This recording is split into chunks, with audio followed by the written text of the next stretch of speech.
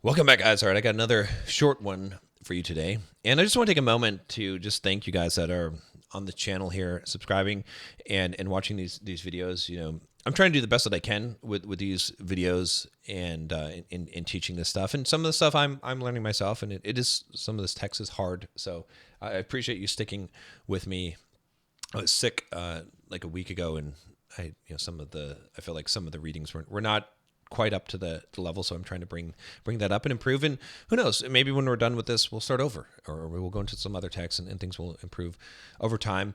But I appreciate you on the journey. One thing that you can do to really help me is, if you're watching these videos every day, if you could put a like on the video. If you haven't subscribed, obviously you could do that, but if you could like the videos, and if you have some comments, please leave the comments. I love to read them and to respond to those comments. If you want to share this with other people, that's also beneficial. But if you could just make a commitment that every day when you're watching these, if you could put a like on the video, it will greatly help the algorithm and help me with this channel and to reach more people and to be able to keep on doing what I love doing here. So, all right, let's move on.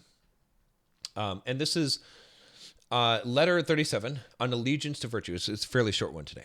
So he says, "You have promised to be a good man. You have enlisted under oath. That is the strongest chain which will hold you to a sound understanding. Any man will be but mocking you if he declares that this is an effeminate and easy kind of soldiering. I will not have you deceived. The words of this most honorable compact are the same as the words of that most disgraceful one, to wit, through burning, imprisonment, or death by the sword." All right, so let's see what he's saying here. In fact, let's look at this note here, this footnote. He says, "It refers to the famous oath which the gladiator took when he hired himself to the fighting master."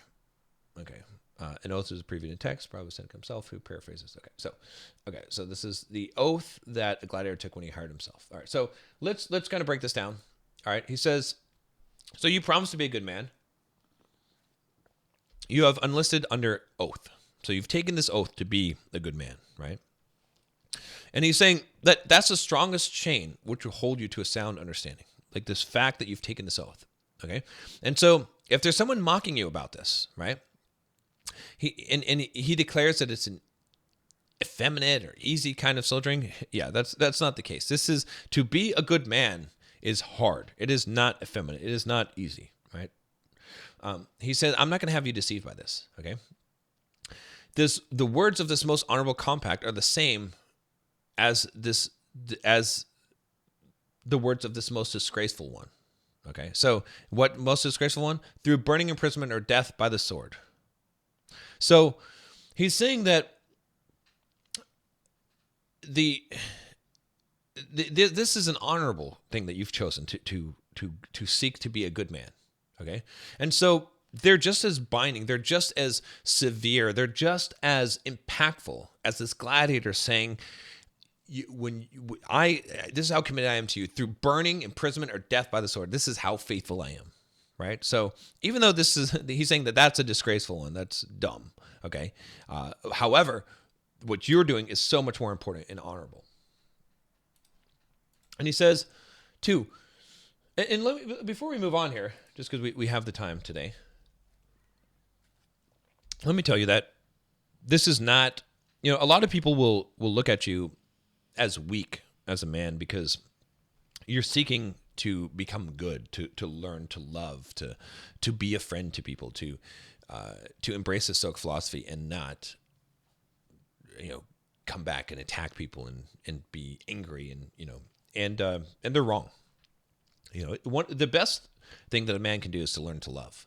That's the highest gift that you can give as a man. That's the most masculine thing, right? You look at examples of this. Again, I'm not super religious myself, but I do have a religious upbringing and background. And you look at the example of Jesus Christ, right? Doesn't matter what religion that you follow, you can understand this example of the man who laid down his life for his friends, right? Who sacrificed himself, right? This ultimate love is a sacrifice of self, right? It is the hallmark of masculinity. So just so you know, I think this is important to talk about, right? Because seeking to be better, to build yourself, to build your character, it's the noblest thing that you can go after in life. Even though other people chase ambitions and fame and things like that. And it's not to say that you can't develop yourself in those areas and become financially successful and all those other things. But being a good man, developing your character, developing yourself is the ultimate. He says here in verse 2, from the men who hire out their strength for the arena, who eat and drink what they must pay for with blood, security is taken that they will endure such trials even though they be unwilling. For you, that will endure them willingly and with alacrity, from you, that they will endure them willingly and with alacrity. The gladiator may lower his weapon and test the pity of the people, but you will neither lower your weapon nor beg for your life. You must die erect and unyielding. Moreover, what profit is to gain a few days or a few years? There is no discharge for us from the moment we are born. So what he's saying here is he's saying, look, here's the thing. There's gladiators, right? Who he quoted. And he's saying that, yeah, they survive by their blood. And he's saying that they're going to endure the trials, the stuff they have to go through, even though they're unwilling, because they're bound. They have to do it, right? They're going to die either way. They need to actually survive, right? But he's saying that you're willingly doing this. You're willingly enduring the pain, the hardship of becoming a good man, okay? And he's saying that a gladiator, he might lower his weapon, right, to test the pity of the people, to see, will he be spared, or should he spare this person? However, you're not going to do that, and you're not going to beg for your life, right? You're going to actually learn how to die. You're not going to try and gain a few more days or a few more years. You're ready for what. Because you're going and facing death. You're going and facing life itself. You're not bound by anything. You're not required to do it. You're willingly taking this on, and that's why it's valuable. And one thing about this is the things in life that we willingly take on, when we willingly subject pain upon ourselves, because pain is coming either way, then we gain from that, right? But just enduring the things that you must endure, there's no credit for that. And that's what he's basically saying here. He says then, how can I free myself, you ask? You cannot escape necessities, but you can overcome them. And then he has a quote here, by force a way is made. So let's see where this comes from. This is from Virgil, from the Aeneid. All right. And this way will be afforded to you by philosophy. Betake yourself, therefore, to philosophy if you would be safe, untroubled, happy, in fine, if you wish to be, and that is most important, free. There is no other way to attain this end. Okay, so he's saying here, he's asking the question, how can I actually be free then, right? And he's saying you can't escape necessities. You can't escape these things. You must die, but you can overcome it, okay? And he uses this quote, by force a way is made.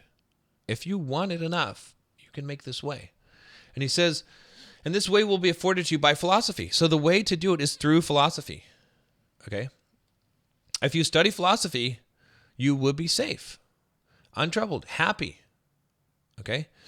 And if this is what you want to be, most importantly, you'll be free. There's no other way to attain this end. There's no other way. There's nothing else in life that's going to, aside from developing your mind and studying life and studying philosophy, you're never going to be free, and you're never going to attain this end, to be happy, right?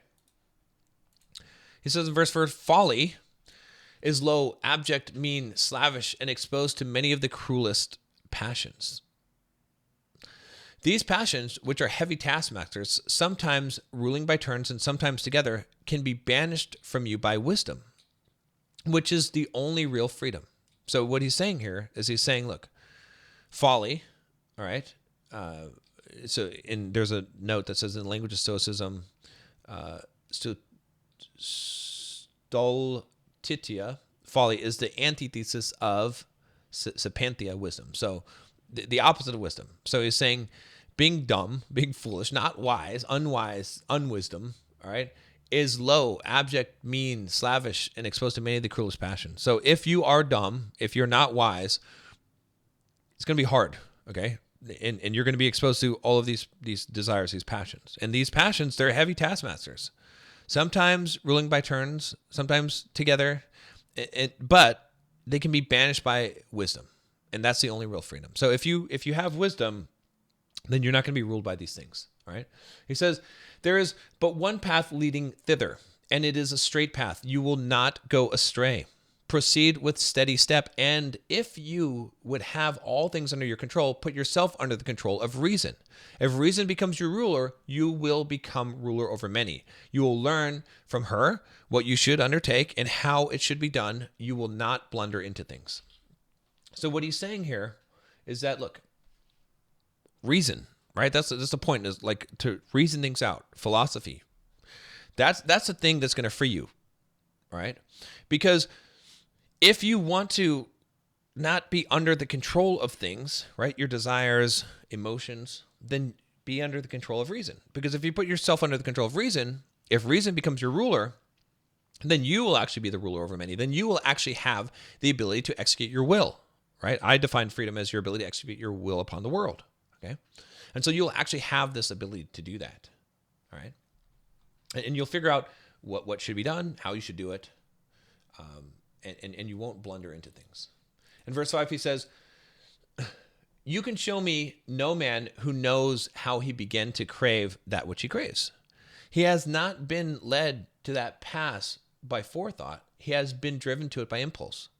Fortune attacks us as often as we attack fortune. It is disgraceful, instead of proceeding ahead, to be carried along and then suddenly, amid the whirlpool of events, to ask in a day's way, how did I get into this condition? Farewell. So what he's saying here is he's saying, look, the depraved man, okay, he doesn't know how he got to that state. He doesn't know how he craves what he craves, okay? He hasn't thought about this and said, I want to become addicted to cigarettes or alcohol or bad things, right? It's just been by impulse, right? Fortune is attacking you just as often as you're attacking fortune. You're trying to like accomplish things in life and trying to overcome fortune, but it's also attacking, okay? He's saying it's disgraceful. Instead of actually choosing your path, to actually be carried along and swept along a path, right? And then when you're going down this path, to be like, oh, how did I get here? That's ridiculous. Instead, plan your path. Have reason. That's why you're studying philosophy, is to actually live your life by design, by choice, as opposed to by the whims of fate and fortune. I'll see you tomorrow.